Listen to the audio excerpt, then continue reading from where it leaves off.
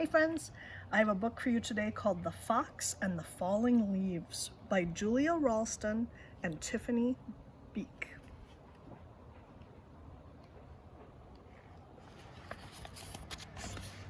The world was changing. Each morning when Fletcher bounded out of his den, everything seemed just a little bit different. The rich green of the forest was turning to a dusty gold, and the soft swishing sound of summer was fading to a crinkly whisper. Fletcher's favorite tree looked dull, dry, and brown. Fletcher was beginning to get worried. "I think my tree is sick," said Fletcher. "What's wrong with it?" his mother asked. "Its leaves are turning brown," said Fletcher. "Don't worry," she said. "It's only autumn." Fletcher ran back to the tree and patted the rough bark. "Don't worry, it's only autumn," he said. "You'll be feeling better soon." But the tree didn't get better. Each day more leaves turned brown. One morning, the wind blew a small brown leaf off a branch. Fletcher jumped up and caught it very gently with his paw.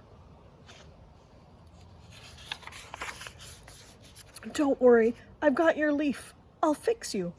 Fletcher looked around, picked up a piece of grass, and carefully tied the leaf to a branch. Just then another gust of wind ruffled Fletcher's fur. The little leaf shook itself free and fluttered back to the ground. Fletcher picked it up again and thought very hard. Then he poked the leaf onto a twig and pushed it down firmly. "Now you hold on tight," said Fletcher. "No more flying around." The little leaf gave a tiny rustle in reply.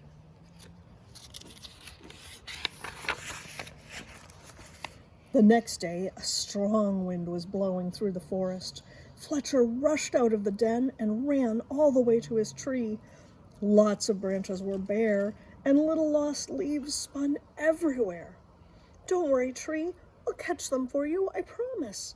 Round and around and around whirled Fletcher after the swirling leaves.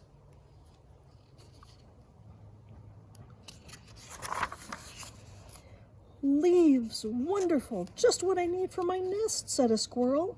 "But these belong to the tree," said Fletcher. "Please don't take them away." "The tree doesn't need them anymore," said the squirrel, bounding off. "Help! The wind and the squirrels are stealing our leaves," said Fletcher. "Oh, leaves, terrific! Just what I need to keep warm," said a porcupine, rolling around. "But these belong to the tree," said Fletcher, plucking leaves from the porcupine's needles. "Not anymore," snuffled the porcupine, and away he rolled. "Help! The wind, the squirrel, and the porcupine are stealing our leaves," cried Fletcher. Suddenly, a flock of friendly birds swooped down from the sky. They picked up the leaves in their beaks and poked them onto the tree's branches. Soon the tree was leafy again, and Fletcher flopped down and smiled. "Thank you, birds, thank you," he gasped as the birds fluttered away. He lay looking up through the leaves at the sky and drifted off to sleep.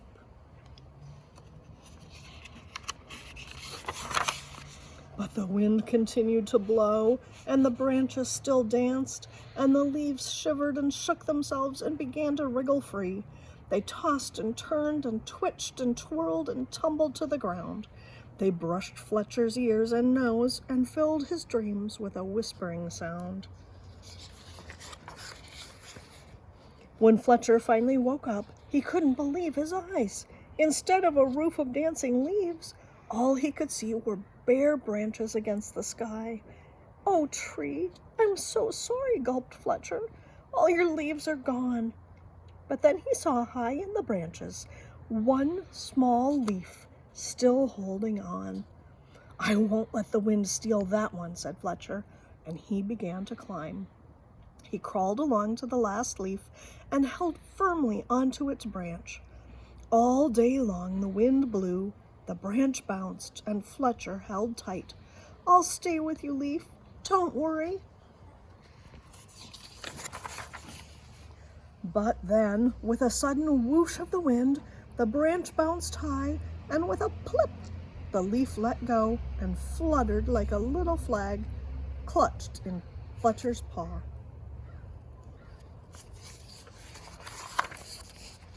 Fletcher looked sadly at the leaf he had promised to save. He carried it carefully down the tree and back to his den.